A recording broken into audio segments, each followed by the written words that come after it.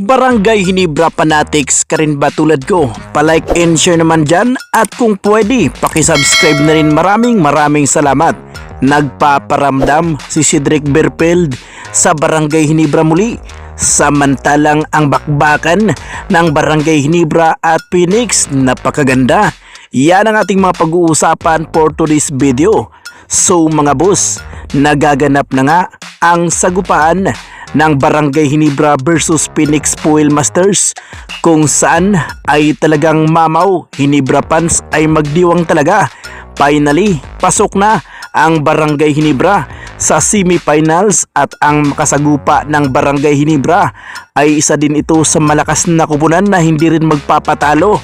Ang Rain or Shine Elasto Painters mga boss, tinalo kasi ng Rain or Shine ang kanilang nakabakbakan kanina na walang kahirap-hirap, ang isang top contender din na kupunan na itong San Miguel Bermin. Kaya naman sila ang magharap ngayon sa semifinals. Napakagandang performance ang ating natutunghayan sa Barangay Hinebra. Tinambakan ng husto ang Phoenix mga boss. Isang patunay na malakas na talaga ang Barangay Hinebra sa ngayon.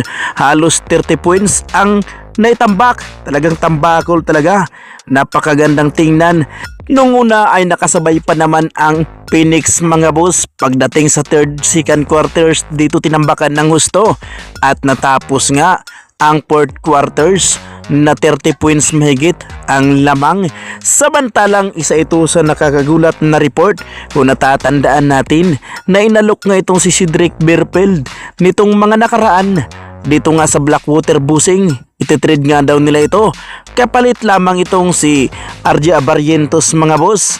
Ngunit ayon sa pinakalitis report sa ngayon ay nagpaparamdam na naman. Marami pala talagang nangangarap dito sa Barangay Hinebra na makakapaglaro rito. Kaya naman ayon sa report, itong si Cedric Berfield, sinabi kung sakaling kunin nga daw siya ng Barangay Hinebra ay talagang hindi nga daw siya mag-alinlangan na tulungan. Well, para sa akin sa ngayon ay hindi pa kailangan itong si Cedric Berfield sa Barangay Hinebra. Napakaganda nga ang nilalaro nitong si RJ Abarrientos dito nga sa Barangay Hinebra mga boss, kung saan ay lagi nga itong nangunguna sa mga lokal. Taas ang kanyang mga puntos na ibinibigay dito nga sa Barangay Hinebra. Kaya para sa akin, hindi nararapat i-trade itong si RJ Abarrientos. Huwag na lang muna nilang pansinin. Although malakas at magaling naman si Cedric Berfield sapagkat marami na itong napapatunayan. Galing din kasi ito sa NCAA sa Amerika mga boss, kaya may galaw din ito at mayroon din itong ibubuga, pero hindi niya pa nga mapapantayan si RJ Abarrientos yung kanyang ibinibigay dito nga sa Barangay Hinebra. Magaling talaga si